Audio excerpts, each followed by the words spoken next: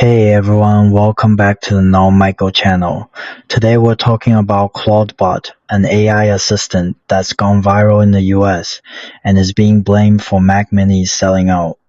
Yeah, you heard that right. An open source AI helper, co-maintained by developer Peter Steinberger and the community, runs on WhatsApp, Telegram, Slack, and Discord.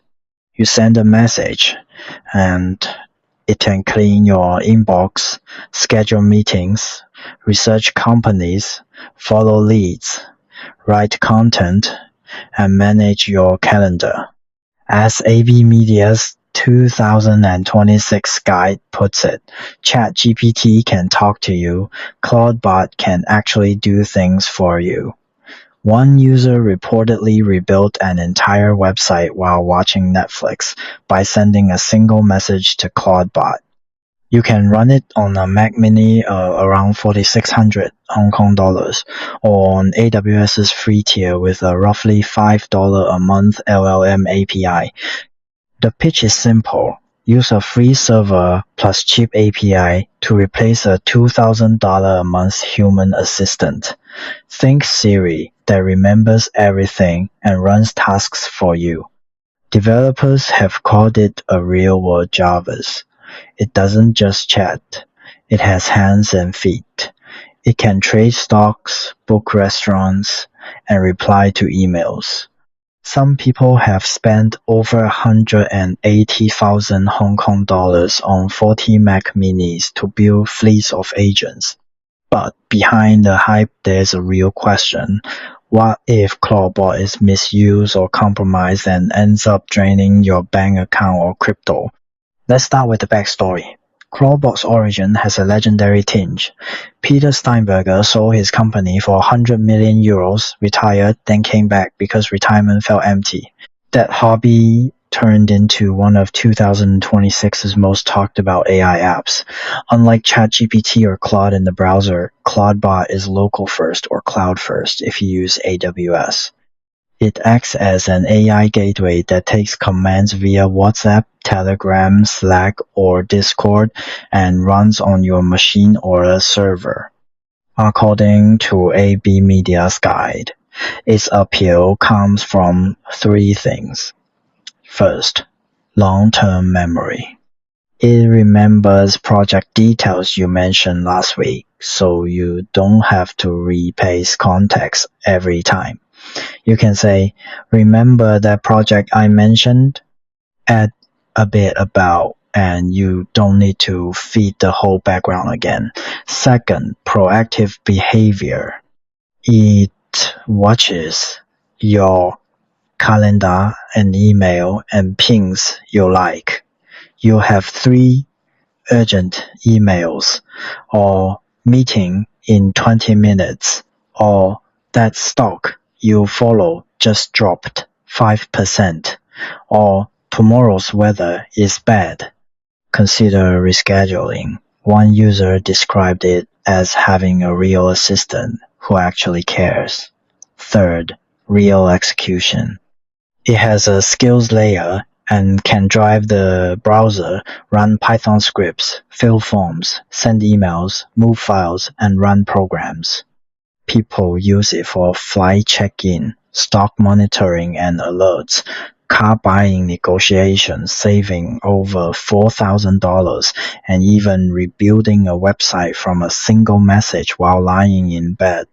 The guide also lists concrete use cases, morning briefings with important mail, schedule and to-dos, health checking like Whoop, unsubscribing from newsletters, research like five best restaurants near my Tokyo hotel, and automation like every Friday 5 p.m. send me a weekly work summary. Some users hook it to GitHub, Google Drive, and Gmail and give one instruction: analyze my site, write a blog post, update metadata, draft a LinkedIn post, and it does it. Sometimes via voice control.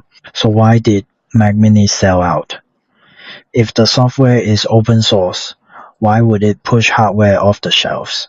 For an always-on AI assistant, the Mac Mini fits the bill: low power, quiet, and small. When it does automated browsing or ordering, it looks more like a normal user and is less likely to be blocked by sites.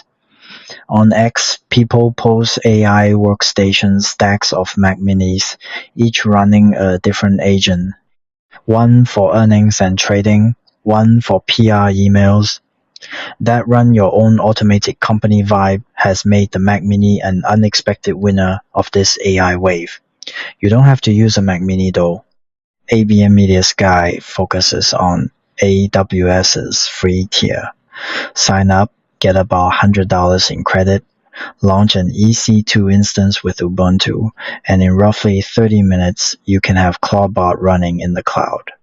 So there are two paths: local first with a Mac Mini or your own machine for control and privacy, or cloud first with AWS for setup once and forget. Both rely on the same idea: give the AI a stable home machine or server so it can run 24/7. Now the thorn.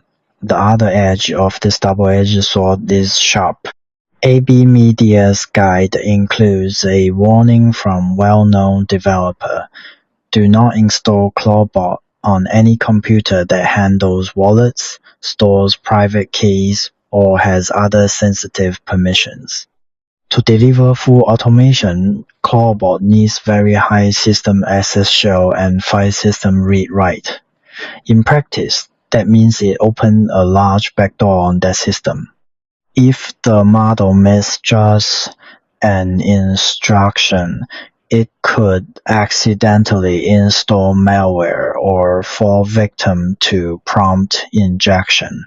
An attacker could then use this assistant to steal online banking passwords, wallet keys, or business data. More broadly, wrong or ambiguous instructions could lead to deleted photos, wiped work files, or other irreversible damage. Unsafe plugins or successful prompt injection attacks can turn Clawdbot into a channel for stealing credentials and secrets. The consistent advice: don't run Clawdbot on your main work machine where you keep important or financial data. Use a dedicated Mac Mini, a separate VM, or an AWS instance that is fully isolated from your core data and keys. Think of it as giving the Universal Secretary its own locked office, not the keys to your whole house. Open source doesn't mean free and one click. You must supply an API token, OpenAI or Anthropic, that's metered usage, not a flat $20 a month like ChatGPT Plus. For typical personal use, expect about $3 to $10 a month, sometimes less. Misconfiguration or heavy use can spike the bill, so the guy recommends setting a hard limit in OpenAI's billing, say $20 a month, so the bot stops when the cap is reached. Setup involves terminal commands, SSH, and basic notions of servers and APIs. The guide walks through EC2 Ubuntu, running the install script, and if needed, adding swap space or running a fallback install when the default path fails. Then you choose an LLM. Opus 4.5 is often recommended paste in your API key and connect a channel, like a Telegram bot, via Botfather. So it's not one tab, but the guide aims for a 30-minute path from zero to a working assistant. If the bot goes silent or misbehaves, the guide suggests a simple restart command and notes that it fixes a large share of issues. You can close your own laptop. The bot keeps running on AWS 24/7. For the full step-by-step EC2 swap troubleshooting, ENOSPC fixes, LLM choice, Telegram setup, the link is in the description. AB Media's 2026 Clawdbot Guide. How should you think about Clawdbot? The guide's Q&A offers a useful mental model. Treat it like a new remote intern, one that can actually run tasks, not just chat. Don't say, only help me write a letter. Say, I need to write a rejection letter to a candidate. Tone firm but polite. We have no budget. Please draft it.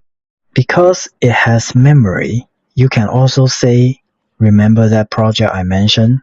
Add a section on without repasting long context. So ChatGPT is for conversation, Clawdbot is for execution. The former mainly risks exposing data to the model provider.